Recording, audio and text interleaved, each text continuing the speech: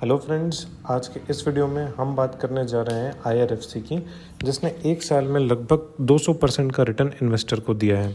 यानी कि आप देखेंगे कि ये शेयर नवंबर 2022 में ट्रेड कर रहा था 20-21 रुपये पर, मार्च 2023 में 25 रुपये पर ट्रेड कर रहा था और आज 72.85 रुपीज़ जब मैं वीडियो रिकॉर्ड कर रहा हूँ यहाँ पर ट्रेड कर रहा है।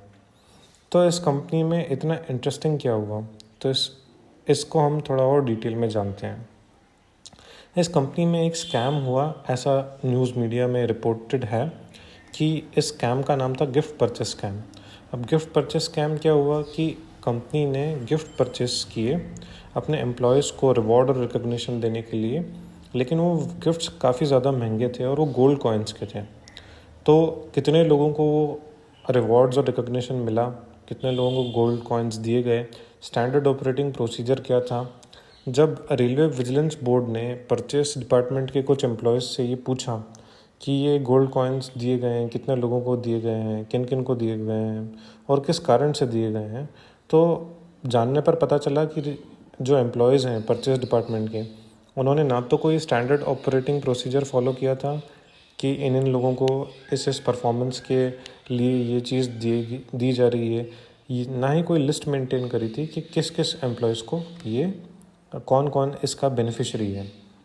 अब जब रेलवे विजिलेंस बोर्ड ने ये अपनी रिपोर्ट तैयार करी और तैयार करने के बाद पता चला, काफ़ी प्रोब करने के बाद, कि इसमें जो चेयरमैन और मैनेजिंग डायरेक्टर हैं वो भी इंफॉर्मेशन डिस्क्लोज़ नहीं कर रहे हैं, वो भी इन्वॉल्व हैं।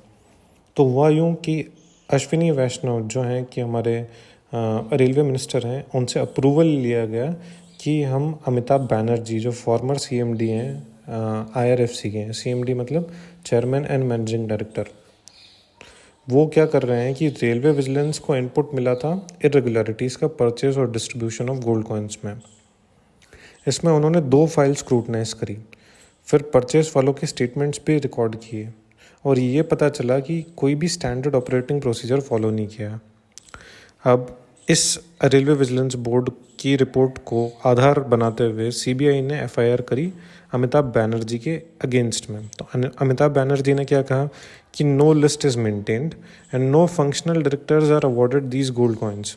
कोई भी फंक्शनल डायरेक्टर को ये गोल्ड कॉइन्स नहीं दिए गए थे और कोई भी लिस्ट मेंटेन नहीं करी गई थी, ऐसे ही हम लोगों ने डिस्ट्रीब्यूट कर दिए।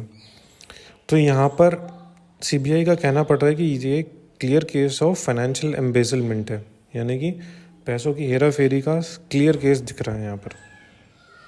अब रेलवे जो विजिलेंस बोर्ड है उसने तो हाथ खड़े कर दिए कि we are not in a position to develop the case further. हम आगे केस बढ़ा नहीं सकते हैं क्योंकि एक तो डायरेक्टर का भी इसमें नाम शामिल हो रहा है और दूसरी बात ये है कि IRFC के जो ऑफिशियल्स हैं उन्होंने लिस्ट देने से मना कर दी है कि किस कौन कौन बेनिफिशरी रहा है अवार्ड्स का और उन गोल्ड कॉइन्स का। तो ये पूरा केस हुआ। इसमें एक टर्म यूज़ किया गया मेंसा रिया करके। इसमें मेंसा रिया करके एक लीगल टर्म है, इसका मतलब होता है इंटेंशन और knowledge of wrong doing that constitutes part of a crime.